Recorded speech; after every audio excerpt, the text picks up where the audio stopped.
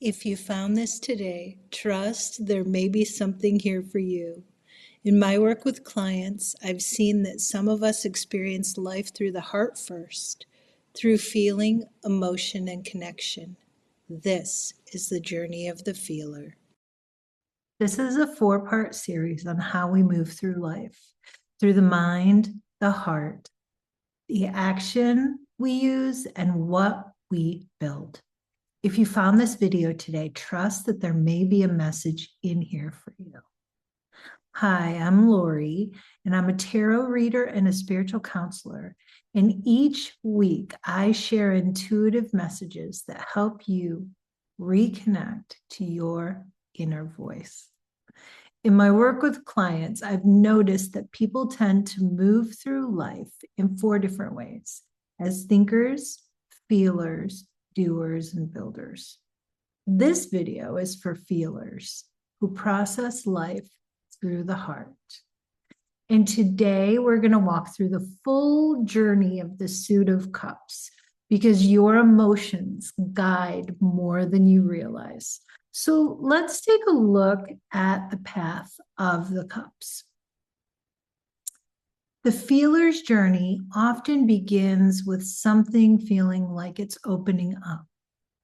With the Ace of Cups, something in you softens, a feeling starts to rise, and there's a willingness to connect.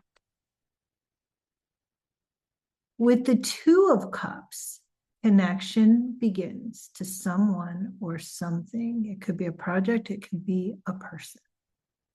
You feel seen, you feel understood, or you begin to understand yourself more deeply.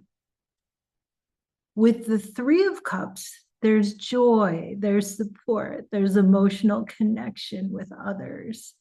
But then something can shift. With the Four of Cups, you may feel disconnected, even when everything looks okay from the outside. This is that moment when it's really important to get present, to not look at the past or not look at the future and base your emotions around that. It's really about getting really present when you're feeling disconnected.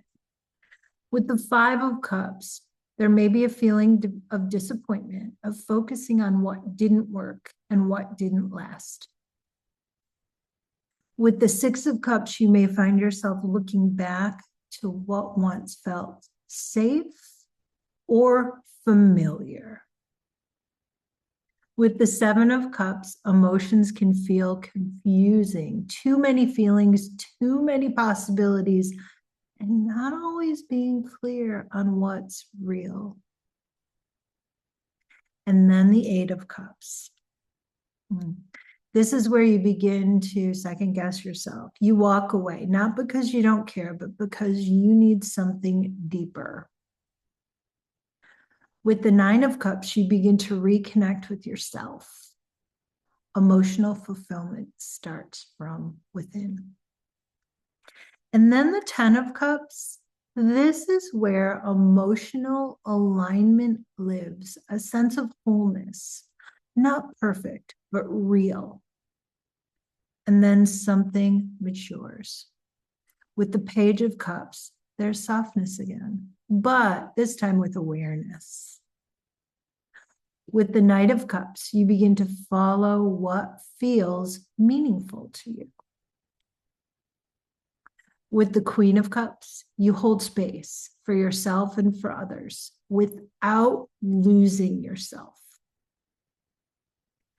And with the King of Cups, you feel deeply, but you're no longer overwhelmed by it. If you've been feeling overwhelmed in your emotions lately, you're not alone, and you don't have to navigate it all by yourself. In a session with me, we could look at what you're feeling, what's coming up underneath it, and what your heart is trying to show you. If it feels supportive, you can book a session with me through the link below. And if this resonated, I'd love to hear what stood out for you.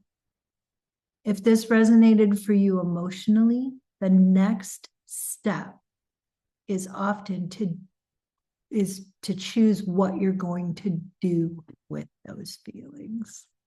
You may want to watch the doer's journey next, because insight and emotion begin to shift things. But action is where things really start to change, using your insight and your emotion for inspired action. I'll link it for you here.